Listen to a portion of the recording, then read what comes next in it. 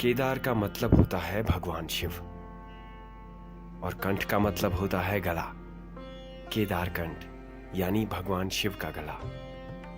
केदार का एक और मतलब होता है हिमालय की चोटी।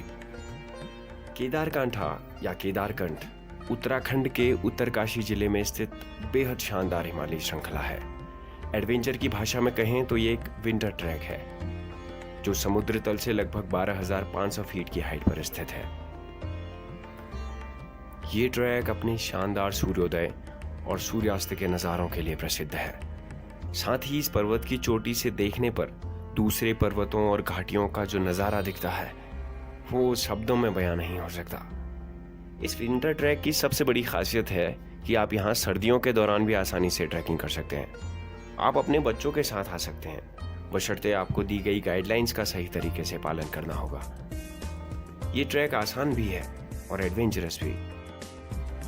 केदारकांठा की केवल चोटी ही नहीं बल्कि चोटी तक पहुंचने का जो सफ़र है वो भी बहुत यादगार रहता है।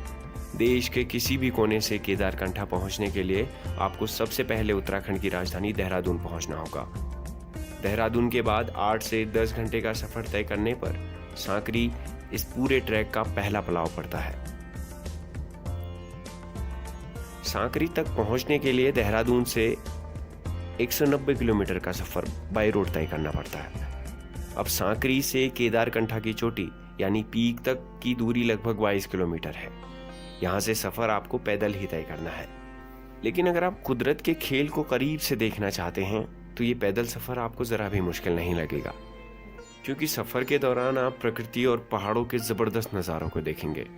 साथ ही मेन रास्ते में पड़ने वाले सांकरी गांव में आप पहाड़ी संस्कृति को करीब से देख सकते हैं। इस गांव में होम स्टे या अपना पर्सनल टेंट लगाकर आप पूरी रात भी बिता सकते हैं। ये रास्ता वन्यजीव अभ्यारण्य के अंतर्गत आता है। वन्यजीव अभ्यारण्य का पड़ाव पार करने के बाद आपका अगला पड़ाव जो पड़ता है वो है जूड़ा का तालाब।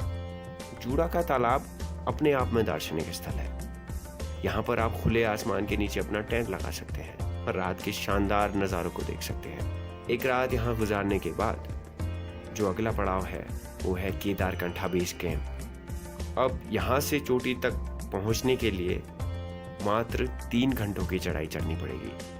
अधिकतर मुसाफिर यहाँ से आगे का सफ़र रात के 2 या 3 बजे शुरू करते हैं, क्योंकि ऐसा करने पर आप सूर्योदय के समय केदारकंठा की चोटी पर पहुँचते हैं। उगते सूरज के साथ आपको ज़बरदस्त नज़ारे दिखेंगे।